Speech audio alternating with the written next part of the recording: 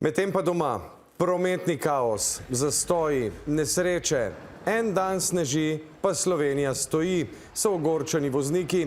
Ves dan in še ta hip, popoln kolaps na Ljubljanskem cestnem obroču, pa na Dolenjski avtocesti, kjer vozniki zaradi zastojev izgubljajo živce in trobijo. In za nameček Darsove službe marsikje po državi cest niso splužile. Po avtocestah in obvoznicah je bilo tako tudi po več centimetrov snega. In kaj je počel Dars? Zakaj je popoldan na teren poslal zgolj 60% vseh razpoložljivih ekip in to na enega najbolj zasneženih dni po več letih?